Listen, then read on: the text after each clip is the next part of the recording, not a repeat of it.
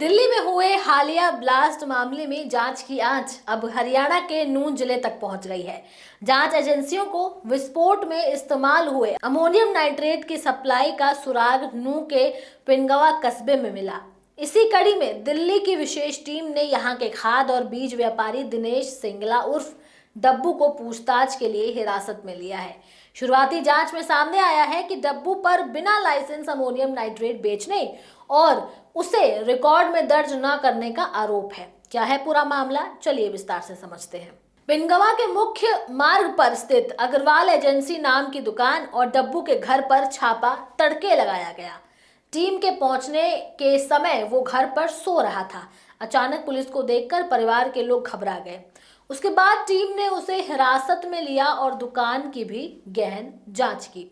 सूत्रों के मुताबिक टीम के साथ वो 3 लोग भी मौजूद थे जिन्होंने पहले उसकी दुकान से संबंधित सामग्री खरीदी थी और जिनकी जानकारी से ही कार्रवाई आगे बढ़ रही थी।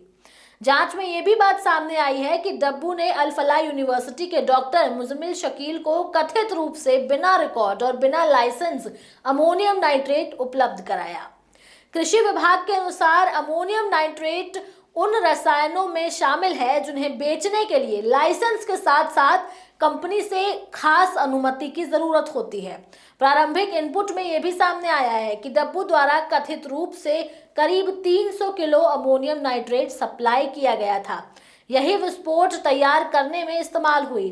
इसी निशानदेही पर पुलिस पिनगवा और आसपास के क्षेत्रों तक पहुंची थी। इस खुलासे के बाद कृषि विभाग सक्रिय हो गया है। जिले भर के खाद बीज विक्रेताओं से अमोनियम नाइट्रेट का पूरा रिकॉर्ड मंगवाया गया है। साथ ही पुलिस ने सोना अनाज मंडी स्थित लक्ष्मी बीज भंडार और मदान बीज भंडार एवं केमिकल विक्रेता के संचालकों को भी पूछताछ के लिए हिरासत में लिया है। दोनों की दुकानें फिलहाल बंद करवाई गई हैं। लक्ष्मी बीज भंडार का मालिक राजेश गुप्ता आगरा में एक शादी समारोह में मौजूद था, इसलिए उसकी जगह उनके बेटे से पूछताछ की जा रही है। राजेश गुप्ता ने इसकी पुष्टि की और कहा कि वो पुलिस के संपर्क में है। दिनेश सिंगला मूल रूप से नूंह जिले के शिकारवा गांव का रहने वाला है। पिछले करीब 30 सालों से वो पिनगवा में अपने परिवार के साथ रह रहा है और खाद बीज का बड़ा होलसेल व्यापार करता है। किसानों को वो रिटेल में भी सामग्री उपलब्ध करवाता है। व्यापारिक क्षेत्र में उसकी अच्छी पकड़ मानी जाती है। खंड कृषि अधिकारी सुनील कुमार ने बताया कि किसी भी प्रकार का खाद या रासायनिक पदार्थ को खरीदने बेचने के लिए वैध लाइसेंस अनिवार्य है। दुकानदारों को ये निर्देश भी दिए होते हैं कि वो किसानों से आधार कार्ड अन्य पहचान प्रमाण लेकर ही बिक्री दर्ज करें। इसके लिए रजिस्टर एंट्री अनिवार्य है और समय समय पर दुकानों का ऑडिट भी किया जाता है। कृषि अधिकारियों का भी ऐसा मानना है। इतनी बड़ी मात्रा में अमोनियम नाइट्रेट बिना किसी स्थानीय सहायता के हासिल करना संभव नहीं लगता। इसी कारण कई इलाकों में कार्रवाई बढ़ाई गई है। पुलिस की एक टीम फिरोजपुर झिरका उपमंडल के बसई में और बीवा गांव में पहुंची। ये क्षेत्र अरावली पर्वतमाला से जुड़ा है, जहां लंबे समय से खनन गतिविधियां चर्चा में रहती हैं। यहाँ पहाड़ों में विस्फोट करके अवैध माइनिंग होने के आरोप पहले भी लगते रहे हैं और इस प्रक्रिया में अमोनियम नाइट्रेट का उपयोग किया जाता है। इस कारण एजेंसियां ये जांच कर रही हैं कि कहीं विस्फोटक सामग्री यहीं से तो उपलब्ध नहीं कराई गई। जिले में लगभग 400 लाइसेंसधारी खाद विक्रेता पंजीकृत हैं।